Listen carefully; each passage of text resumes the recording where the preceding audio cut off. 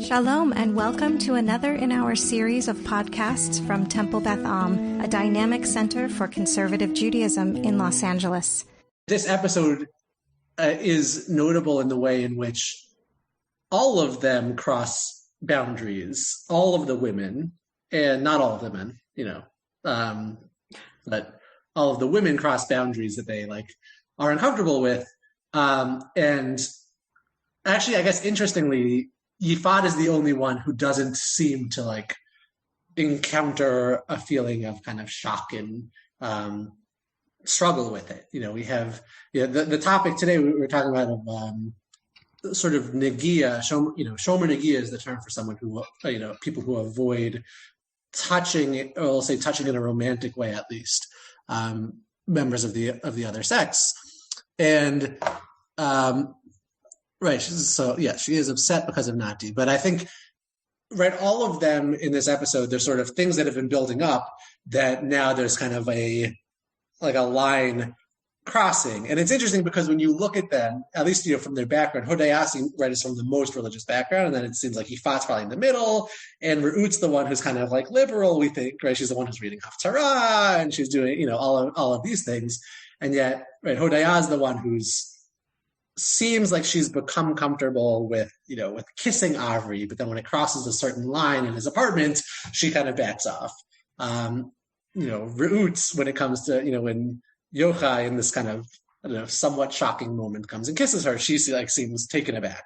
And Yifat, I guess, she doesn't kiss Nati, but there's this crossing of a line that she told him in either the last episode or the one before that she doesn't cross. And yet she doesn't seem to be struggling with it in the same way. It's it is kind of interesting just to sort of see how they each in their own ways are struggling with their own lines and where they draw those lines. So we are going to talk. I also just watched the episode. It was just one of those weeks where I just got to it just now. And I did not remember the last scene with, I've seen the whole series, but with Yifat and Nati, I did not remember that at all.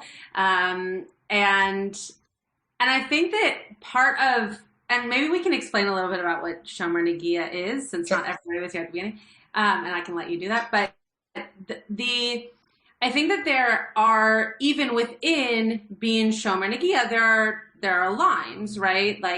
Between you and your mom, for example, or me and my dad, it would be different than me with a friend, or even me with a member of my family who's further distant from me. So there are lines, but the lines that we're seeing crossed here are kind of untraditional in terms of saying that you keep a certain kind of distance and then just deciding, well, if it's with this person or if it's in this way, maybe that distance isn't exactly what I'm talking about. So maybe you, Rabbi Pernick, Josh, Rabbi Pernick, can just explain a little bit about what, it's hard to have two Rabbi Pernicks on the call at once, can explain a little bit about what Shomer Negiya is, and then we can also go from there. Sure. So, the idea of Shomer Negiya is kind of a broad concept, but basically stems from the idea of not having, sexual relations with someone you're not allowed to have sexual relations with. But then in the way that we, the rabbis build fences, a fence is built around, sexual contact to be, perhaps it's romantic, physical contact that is not explicitly sexual in nature, like hugging and kissing and things like that. Then some, for some people it's expanded, we'll say, no, it expands even further than that to something like, holding hands or maybe even shaking hands. I'm sure people have had encounters with Orthodox Jews who won't shake their hands. And that's not, right, a romantic gesture in anyone's mind. But there's still a sense of it's perhaps crossing, a line that it's intentional physical contact with someone of the other sex. And then there's another line, which is incidental contact, and, stories of people on flights, on El Al flights in particular, demanding that, the woman next to them is moved because they can't sit next to a woman because there might be incidental contact, right? So there's sort of gradations here, and one of the challenges is like there's not really clear halachic guidelines, I would say, in a lot of ways around like where these lines really are. So beforehand, with the New Orleans people, we were looking at some of the sources, and it seems to be, there's an understanding that hugging and kissing from which I guess the man derives benefit, or that it sort of arouses passion or things like that seems to be kind of leading into sex, is forbidden as sort of a barrier offense around sexual activity, because if you start that with someone you're not allowed to have sex with, then, who knows where it might lead. It can lead to mixed dancing. It can lead to mixed dancing, right? Exactly. Of course. But then like beyond that point, where is that line? And again, I think it's because it's not such a black and white issue, in halacha generally, in Jewish law, like it really isn't, each person in our episode kind of has their own lines, Hodaya seems like, okay, I'm comfortable kissing, but then things move, beyond that and she's uncomfortable. Ruth's not comfortable kissing, right? Like they're all sort of in different places. When it comes to that, was and which one was cuddling at the end? Yifat. So my first year of yeshiva was, debating with Rabbi Schatz whether to tell the story, because it's a story actually about a mutual friend of ours. But basically, like a mutual friend of ours got kind of called out for posting pictures in which he was like making contact with women, and people, and it was like it sort of became this whole conversation, and eventually what sort of emerged from that conversation is people were like, well, I actually don't know, the rabbis were saying, well, we expect everyone to be Shomer Negiya. And then there's the question of like, well, what exactly does that mean? Like, where exactly is that line? We've never actually learned the line. And then the rabbis are like, we've never really talked about that. Like, there's sort of an assumption of practice, but like, does that mean, you're not shaking hands? Does that mean like not having your hand around someone's shoulder? Like, what's the line of what's acceptable and what's not? And was never really clear, because it's even in the halachic sources, it's not so clear where that line is. So I think that's the struggle we see here in this episode too. Does that also pertain to verbal? To verbal contact when she revealed her feelings? Yeah. So interestingly, I thought you said earlier that you thought had crossed the line when she was talking, but maybe I came in late, so maybe I misunderstood. Oh, no, I think, we were saying that, she had said to Nati in a previous episode, I think the previous episode, when he comes and asks for a hug and she says, I don't hug men. Oh. Okay. She had told him that, and then now suddenly they're sitting, kind of cuddling. He was like having a hard time about. He had just had the whole thing with with the woman, the girl who re-emerged from his youth, and he asked her, basically asked to marry her, and then he said, I'm not ready. And she yelled at him. And now he's like all in a mess, and he just says, can I get a hug? But he also said, can I get a hug? Yeah. In that moment, because it wasn't beneficial to her, she said, no, I don't touch men. But in this moment where she needed to be consoled, she took it from him, which is, I think, like a lot of what's happening in this episode, that if you read into it, the women who are either the most surprised or just the most, changed by the moment, like their lines get crossed, I guess, as you mentioned before, that for her, it was about feeling as though this was something that was coming to her as opposed to that she needed to give to him. And I'm not Shomer Negiya, so I don't know how that's different. Like, I don't know how being asked by him, a friend who we learn in this episode she has feelings for, but someone who she cares about nonetheless, asking for a hug is different than in a moment where she needs the hug. She gets, I'm not really sure what that is about, but I do think that there's something different there about her giving it as opposed to receiving the consolation from him.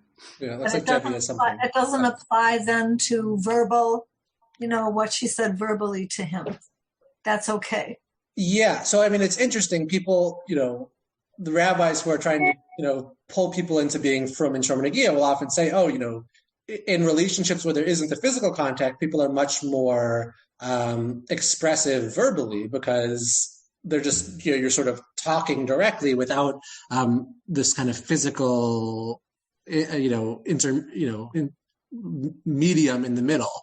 It's just sort of talking and saying, I have feelings for you or things like that, which in non-Negiya relationships is often expressed physically, but sometimes that physical things can be misinterpreted, with words, it's often, more direct in such cases. Yeah, Debbie. So I'd like to take a step back because, I mean, the two of them are by themselves in an apartment, unmarried, multiple times, watching movies, and I would think that is like so not okay. Yeah. You're right. Is the door open? So not okay. Yeah. Right. Yeah, totally. Right. So it's like, for people from, in the New Orleans group who are there for shtisel, I mean, compare shtisel and Srugim with shtisel, right? I mean, even there's some crossing of those lines, but generally there was a stronger sense of, yichud, of not being alone with someone of the other sex, without a door open or something like that. With Negiya, there was no touching of people who weren't married to you. And, what Srugim sort of deals with is that in between where they're in Katzim. Right?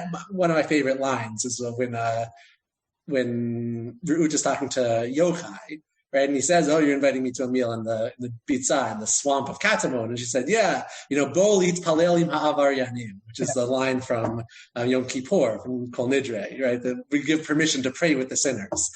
So, she refers to them as the avaryanim, as the sinners, because, they're sort of living in this in-between reality. But there's a difference in Srugim. They're not Haredi.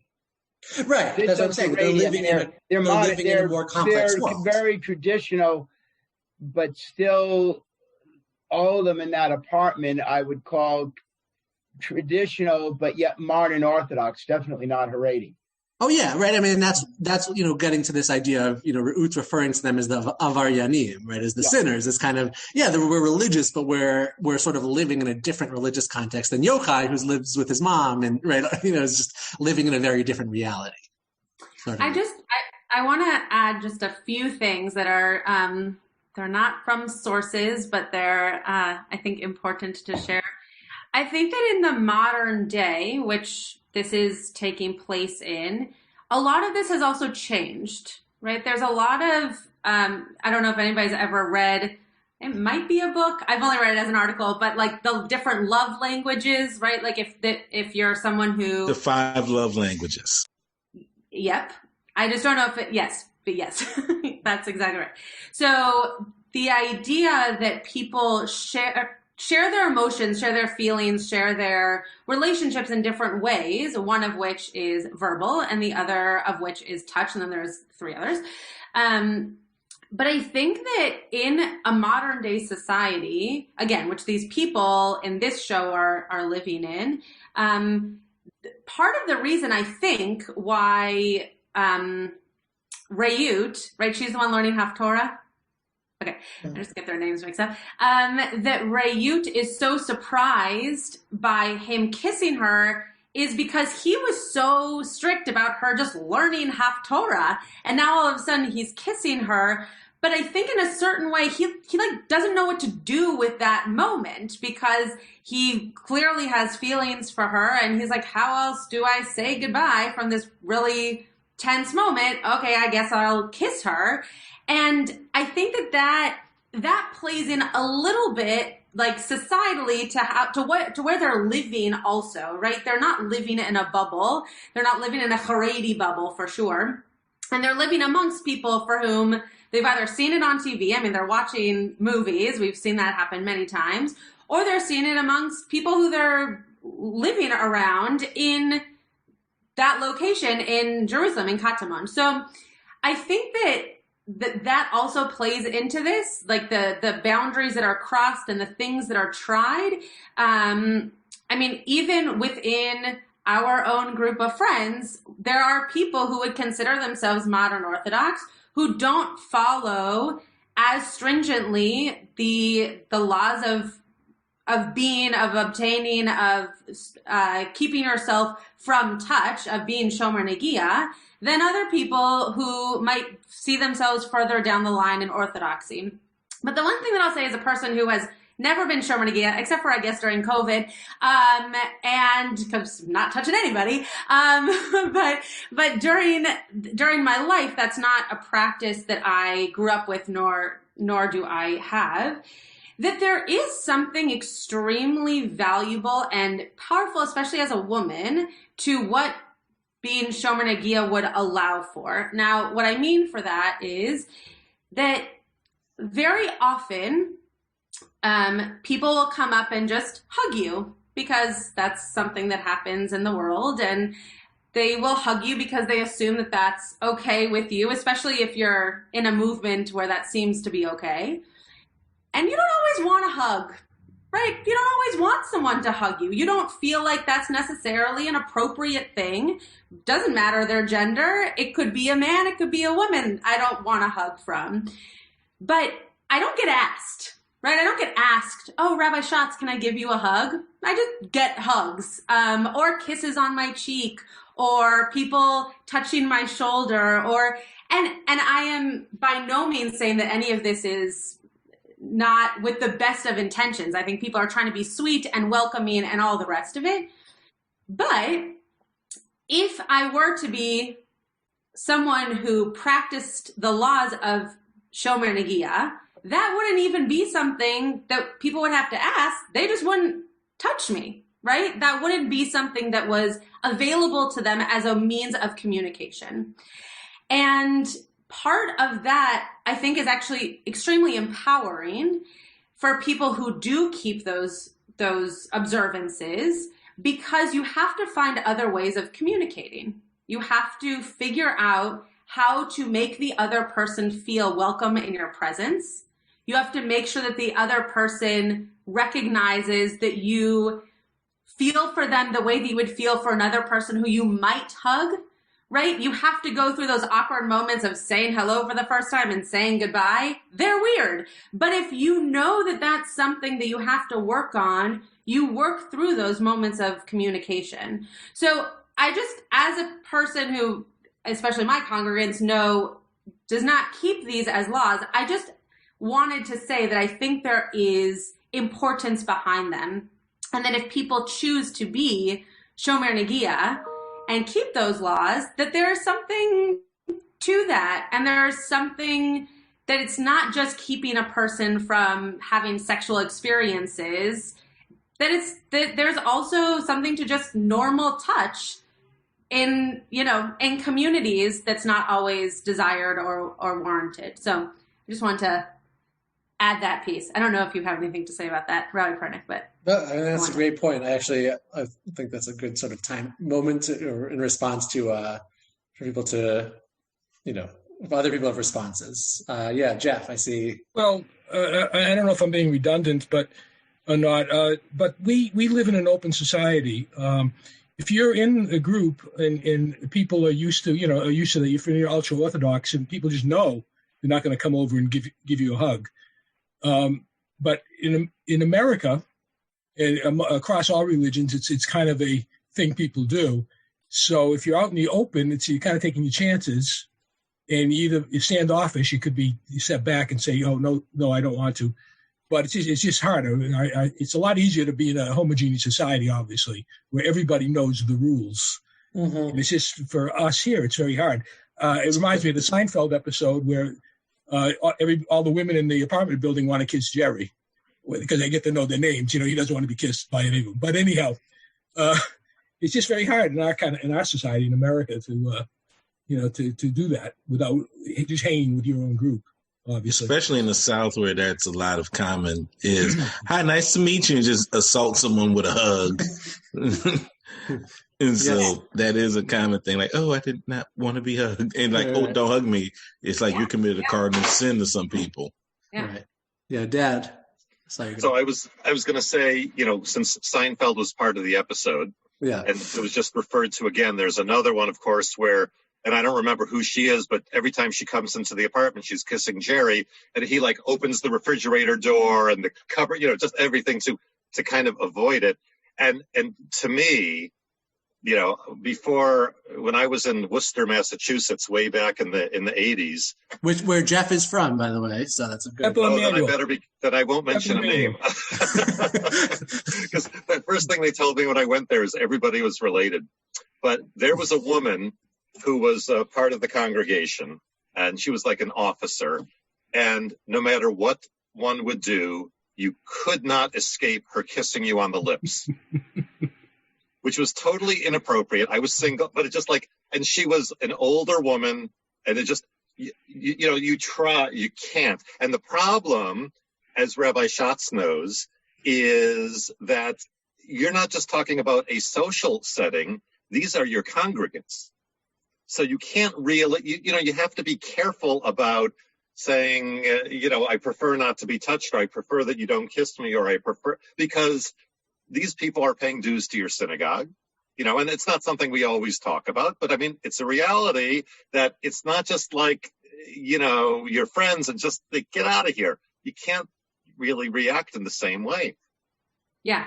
Yeah. And I will say, to Norm's point, and then to your point, Rabbi Pernick, can I just call you like Rabbi Pernick 1 and Rabbi Pernick 2? It'll be much easier. Senior, junior. What? Said senior, junior, You can call me Shlita if you'd like. Yes, I would love to. Okay. And to Norm's part, I think that, there's also something to be said for what Norm just said, is that the discussion tonight is around Shomer Negiya and not touching. And you're right, Norm, but what I'm trying to add to this, and I think what Rabbi Pernick is mentioning, is that there is something to that very kind, welcoming touching that could also be seen as stepping over to a line of Negiya, of being something that is not appropriate and not the kind of physical interaction that you want to be having with that person. And Shomer Negiya is not just about a person who's attracted to another person not touching that person. It's not like people who are Shomer Negiya are only going around not touching the people they're attracted to. They're not touching people of the opposite gender.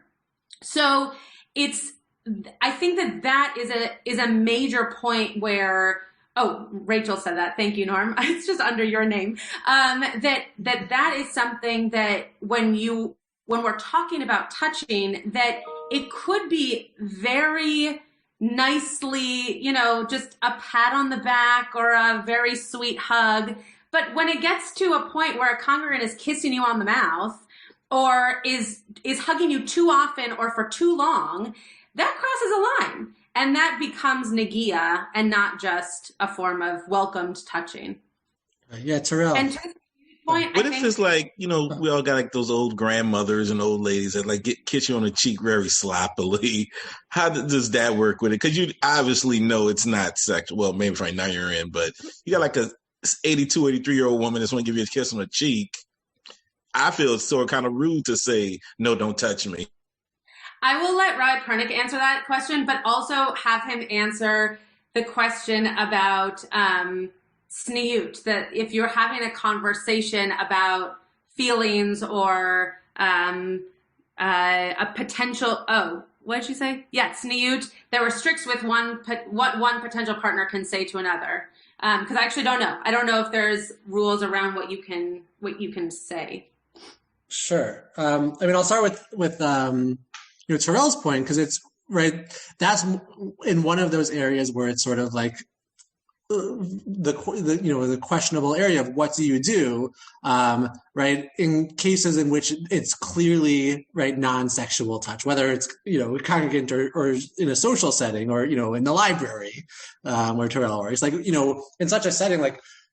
So obviously, some people would say no. It's life is easier, at least in theory, when you have clear black and white lines, right? If you say, right, you go to a Chabad rabbi and you go to shake their hands, and you're of the other, opposite gender, they're not going to shake your hand, right? And it's clear, and it's, they'll be nice about it, but it's very clear, and you sort of know exactly where you stand.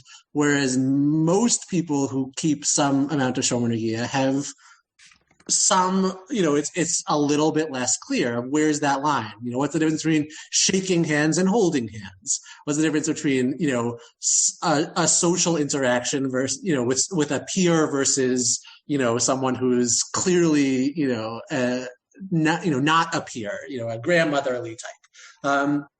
And right, so those pieces, it's easy if you have clear black and white lines. When you don't, then it, right, and again, because there aren't such straightforward, clear guidelines of like, you cannot touch someone who's within 20 years of you, in a romantic way. Like there's no official lines like that. So, right, it becomes very complicated. I was going to bring an example, which I didn't, but then you deal with professional context and someone who tries to be Shomer Negiya and is told, okay, but professional, you need to shake hands. I remember the president of my yeshiva, who's no longer the president of the yeshiva, but before one of the annual dinners, giving like a speech and saying, he was like, if women come to shake your hand, shake those hands. Like, sort of like without caring about what lines people had. He was like, shake those hands, and some people were like, that's not appropriate. I don't shake hands with women. But I also think, to your credit, I think that there is also a difference between the first time you meet someone and them putting out their hand to you, or in our fellowship case, just going up to you and giving you a hug. I think there's a difference between welcoming that kind of hello than it happening again and again once a person knows that those are boundaries that you keep. Right? Even if you don't keep Shomer Negiya, and I don't mean you, Rabbi Pernick, I mean you, a human, doesn't keep those laws, that once you know that a person has certain boundaries. I grew up with a rabbi who is immunocompromised, and so he never shook people's hands. Because, and this is pre-COVID, he never shook anybody's hand because he didn't want to come down with something, because he knew that could be a long time for him to be ill. So he just didn't shake people's hands. Now, as the other Rabbi Pernick said, that can come across as cold, and people who joined the community for the first time didn't know that about him and only came to know that once they expressed that they felt that was cold behavior. But I think that for the president of the yeshiva to say that, it's acknowledging that first reaction of putting because we've all, I think most women, I don't know about men, have put their hands out to someone who does not shake a person's hand, and either they've retracted, which we know they're not supposed to do, or they've kind of given you a very limp handshake, which is almost worse. So being able to just have that welcoming moment and then set a boundary, I think is extremely, extremely important.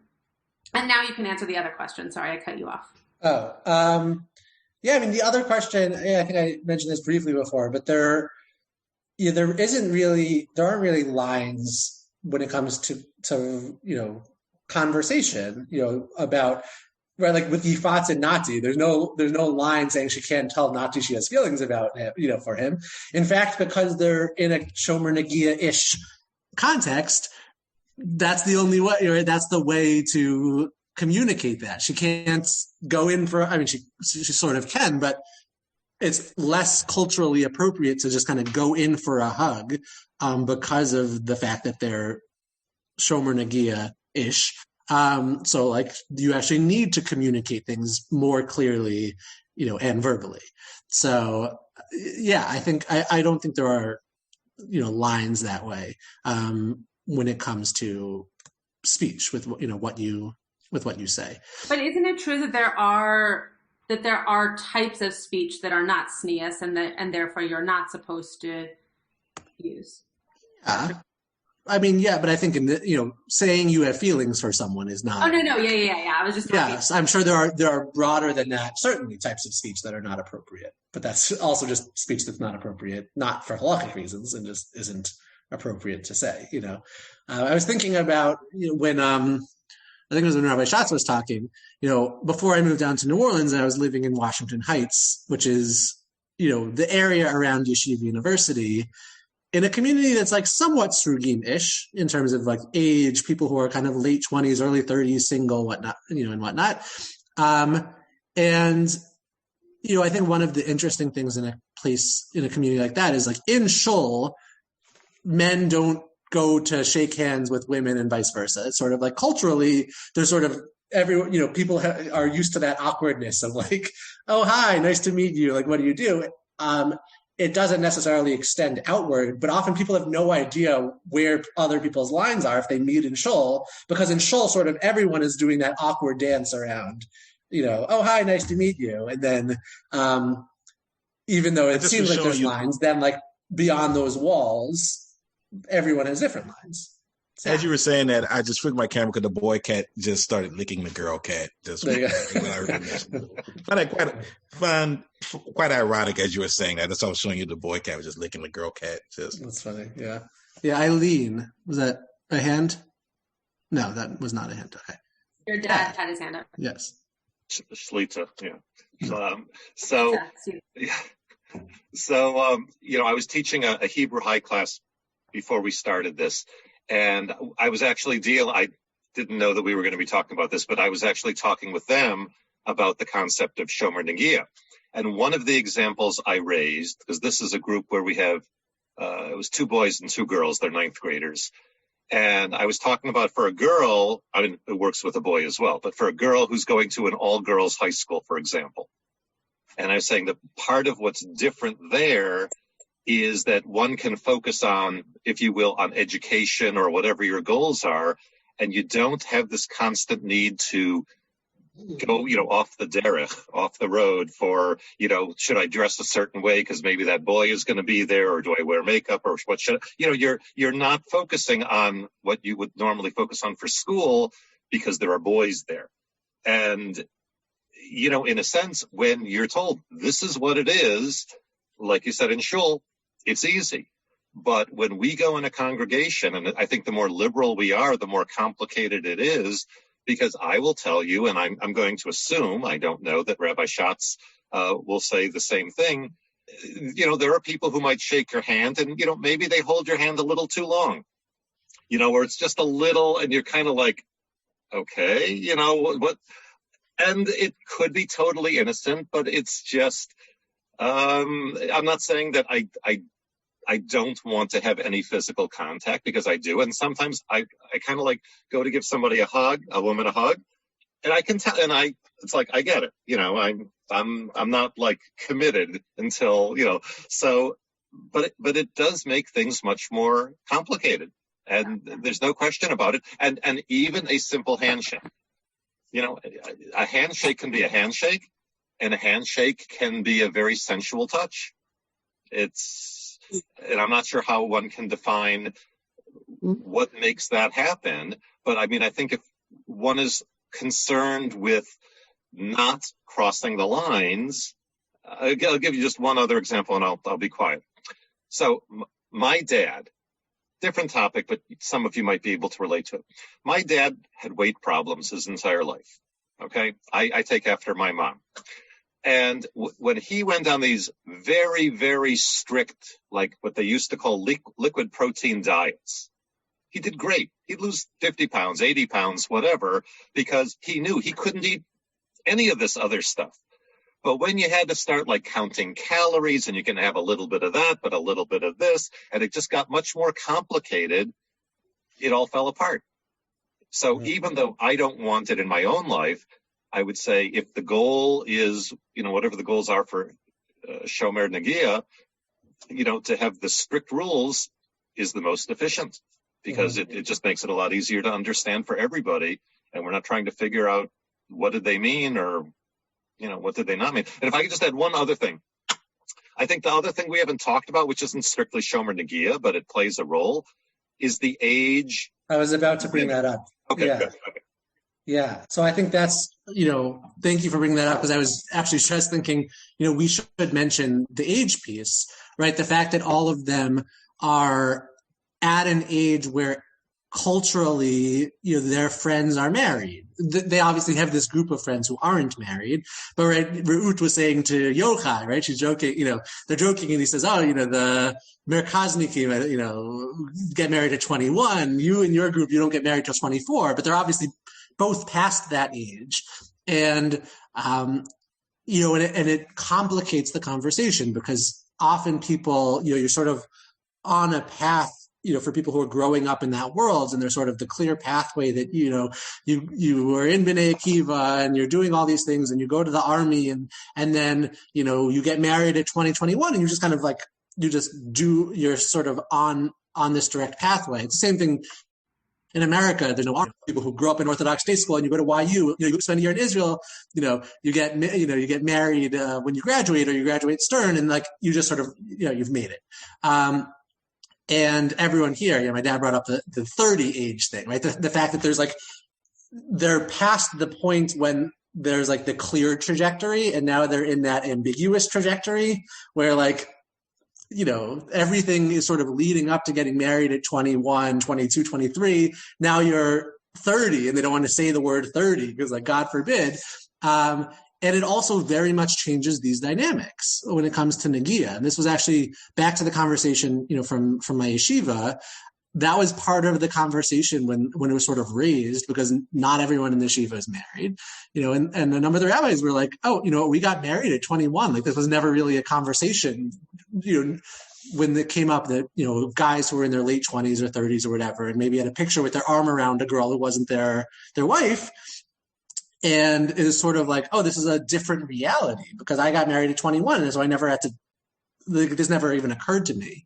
And that's something we see very clearly in Srugim, is that they're sort of in that place where their friends are married. They're sort of not on a clear trajectory when it comes to like the next step of marriage. It's not like, okay, now I graduate and get married. It's like, now I'm just kind of living my life and like not sure when marriage is happening. And often that, creates complications or ambiguities when it comes to Negiya, that people are often not as strict as they were when they were 20. I also think that the idea of like the hookup culture, right, which is obviously not something that people who are Shomer Negiya are partaking in, but the idea that you can be physically intimate with many different people before you actually end up with someone is part of what this is trying to keep you from. This is trying to keep you in a frame of mind of only being intentional. And I love using the word intentional, because I think it comes up in so many different ways that we act Jewishly, right? Kashrut is about intentionality. This is about intentionality. It's about how you are intentional with your touch.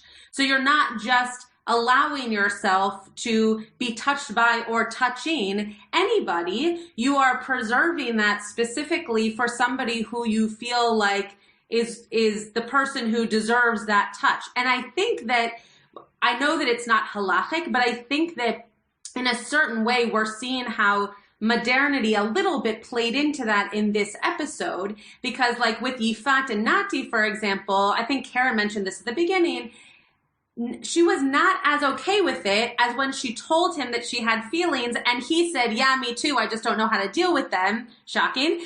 And so she then allows him to hold her without flinching. And same with Reut. Once she kind of knows that this guy also is okay kissing her, even though, just hearing her voice at one point in time was difficult, that maybe these are the people. And I'm not going to give away the rest of the series in telling you whether that is the case or not for these couples.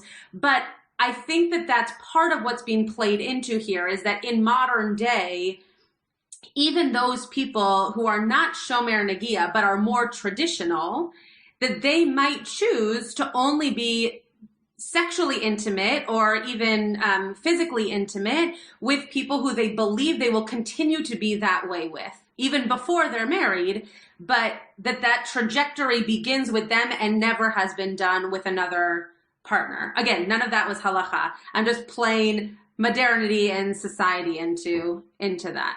And sociology, right? I think sociologically this is very much true, that people in this stage is sort of those clear lines that maybe, that grew up in yeshiva, there was sort of this clear sense. And, even B'nai Akiva, when they're Ruud and Yochai are talking, and it's about, the boys would walk the girls home. By the way, it doesn't seem like there was any kissing there. It was just sort of like that was a romantic action, was the walking them home. And Yochai says, "Oh, we didn't do that. We were in the separate chapters where boys were only with boys."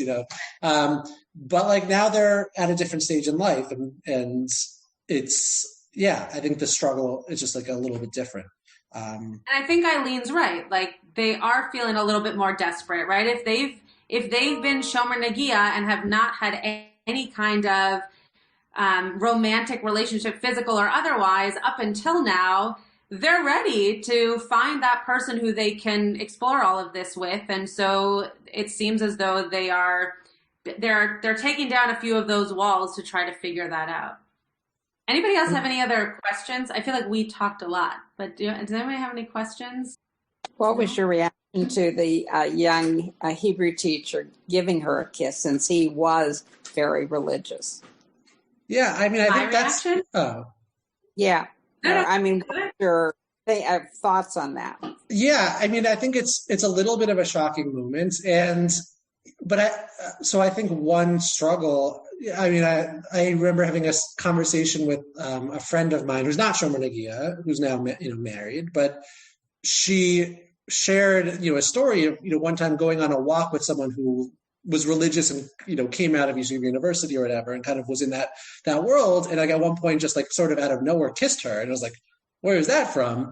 And I think part of that is that if you're growing up in the non-religious world, there's sort of an understanding of gradations of touch. That maybe you put your hand near theirs and see if they want to hold your hand. There's sort of like steps along the way. But if you grow up in the very black and white kind of like, you don't touch, and now I want to show that I'm attracted to you or I'm interested in you. Like you don't sort of know what are those gradations. It's sort of like, okay, well I guess I kiss you now, because like you have no. There's sort of no understanding of like maybe I show a lesser way of demonstrating my interest to see if it's reciprocated or not. But when you're not taught any of that, like I feel like I share this story often, but it's one of my favorite stories. One of my rabbis in yeshiva was a Belzer Chassid, and it is still, and my yeshiva is very liberal. And so this rabbi, people would ask him, like, you're a Belzer Chassid, you wear, shrine, the whole thing. Like, why are you teaching in, a liberal, modern Orthodox yeshiva? And his response was, in my world, like, everyone is constantly trying to demonstrate, to do increasing chumras, being stricter and stricter and stricter. But the impact of that is that people don't actually understand where kind of chumrah ends and halacha begins, right? Where like stringency versus law. And he said, like, people think if I, because everyone wears solid white shirts, they're like, well, maybe, if I want more expression, I want to wear blue stripes on my shirts, like may as well eat a bacon cheeseburger, because there's no sense of like what, it's like sort of an all or nothing. So, that was always his response was like, I want people to know, like, I want to be friends with you guys so that if someone wants, says I can't handle like the black and white, I can send them to someone who can demonstrate, you can wear colors and still keep kosher. But, I think it's a struggle often for people who are raised in that very black and white sense of reality of like, well, okay, now I want to add nuance to that, but I don't even know where to begin. Yeah, Karen, you're muted. Okay. I'm going to share a very embarrassing story about myself. 20,000 years ago, I was a principal of a special ed school where kids were placed here in LA. And I knew nothing religiously. And the kids were going through some sort of celebration. And I was so excited that I ran up to this very religious kid, hugged him, and I'm so excited for you. Now kill himself. What would he have to do? I did something terrible.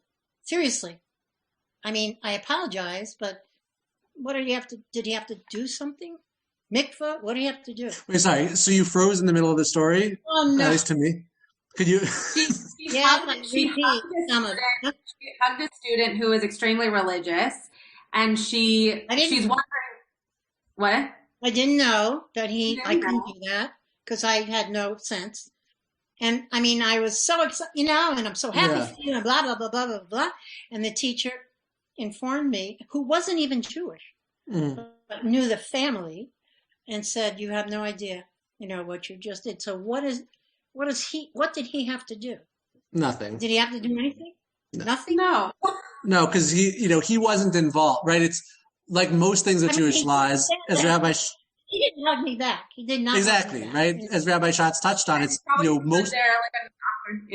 most things are about intentionality. And so if there's no intentionality, right, he didn't do anything, right? The same thing would happen, by the way, if you go up to a Chabad rabbi to hug them. They're not going to run away. They'll probably just sort of but they don't have to go to you don't have to go to mikvah or anything. Like you didn't, it's just, they weren't, actively, they had no intentionality there, so it's fine. Excellent. Not fine, but go to confession. They don't have to go to confession. It's fine. It's fine. You don't have to worry about what you did to this kid. What Rabbi Pernick meant was it is fine. It's totally fine. Okay. And when I'm in the hood, the other hood, the real hood, I'm not even looked at. The hood being like Pico Robertson or no, further east, whatever. Yeah. For a Fairfax, La Brea, whatever. Or I just see some, a black hat person. They don't look at me. I mean, there's not even a look that transpires.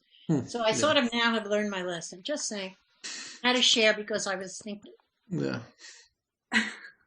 Yeah, you don't have to go to confession for to hold it in. It's fine. He might not have known what to do in the moment, but there's nothing that he did it wrong that he has to hold in or anything. Yeah, Rebecca or Leonard, one of you. Yeah, my secular aunt was greeting one of my cousins, who's her nephew, and who is very observant. She hadn't seen him since he was little, and she went to hug him. He was a young man, and he backed off and did it in a way that she was upset because she thought, he should have gone and shaked her hand, whatever, because it was an embarrassment and such to her. So, and I think you touched on another story. What again is that principle, and where to not cause embarrassment to somebody and such, maybe you go ahead and break the Shomer Negiya rule? What is that again? So there's an idea that, embarrassing a person publicly is worse than murder. I don't know if that's what you're referring to. And so, yeah, in that case, and that was sort of what the president of my yeshiva in that story I was telling about the dinner was sort of saying, like, that if someone goes to you, you don't have to initiate a handshake, but right, and a lot of people will differentiate between initiating and responding. I might not initiate a handshake, but if someone reaches out their hand, it's embarrassing to them to not respond. And again, that's also not a romantic action. So lots of people would say, it's better, or even a hug, it's better to sort of do a half side hug just to sort of save face for that person rather than making a scene, which, not to say that people do that, because I think in the Haredi community, if you go to hug them, they'll just be so shocked in a lot of cases that they'll make a scene, not intentionally, not to embarrass you, but just because it's so unexpected. But yeah, actually, halachically would, I think, be better to, not embarrass that person, even if it means, again, not like giving a full bear hug, but doing something that allows the person to save face. And is there a term for that, saving face, not cause embarrassment? Yes, there is. Well, I'm trying to think of, I can't think of what the... I know I'm thinking of like the phrase in the Gemara where it says it's kishfichat damim. It's like murder, but I'm forgetting what the phrase for causing embarrassment is. You can tell me next time. I'll tell you next time when it pops into my head as soon as we're done here. Yeah. Okay. Thank you. Yeah, absolutely. It's on the tip of my tongue. Any other thoughts? Bonnie, maybe the last comments. Yeah. Yes, if there were a female person, whether stranger or not, who was in need or hurt, would that be an issue if it required touching? No, right? It would not. It should not be an issue because it's, in a case of need. Though if you remember from the first episode with Hodaya and the guy who sleeps over at their apartment, right? He was the guy who, when they were in high school in Bnei Akiva, didn't reach out his hand, and so she fell into the mud in this place, right? Like there was that story from when they were in high school that he refused, she needed a hand to avoid falling into the mud, and he didn't reach out his hand. But in that case, right, we have Hatzalah ambulances where they're not refraining from helping women for Shomer Negiya's sake. If it's helping someone, then that's clearly doesn't fall under the category. Because again, this is all about romantic touch. So something that can't be construed as, romantic, it's clearly serving other purposes. It doesn't apply. So is there a difference though between romantic and lustful?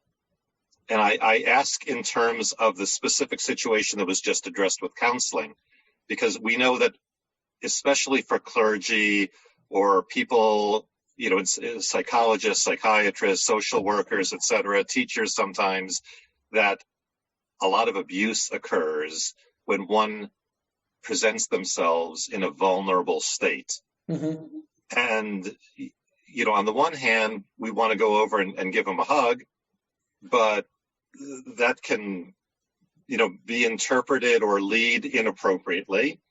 And depending on the response one gets from that hug, it may initiate feelings in the person who started out just as a compassionate hug. And, we know, so it's, it's very complicated. You're going to have to become Shomer Negiya, Dad. I think, well, we should just end there. That's the end. By the way, my dad is a Reform rabbi, for those who don't know. So we have sort of the three major denominations covered here. In case that wasn't clear. We can have another session sometime, just like put all three of us against one another. Exactly, yeah. I think the answer is yes. I think that there is difference between, we even saw it a little bit with, what's the one who's dating Avri? Hodaya. Yeah. When they were kissing in his apartment, like that became much more, their characters, but that became much more lustful than just a romantic gesture. And I think that there is difference. I think that the peck on the mouth that Rayut got before she went up to her apartment, or the hug that Yifat got from Nati when consoling her, I think that those are romantic gestures that sure could lead to any kind of lustful behavior or any kind of, sexual behavior even. But I do believe that there's a difference, and that one could lead to the other, but that they are clearly designated as different kinds of acts, I think.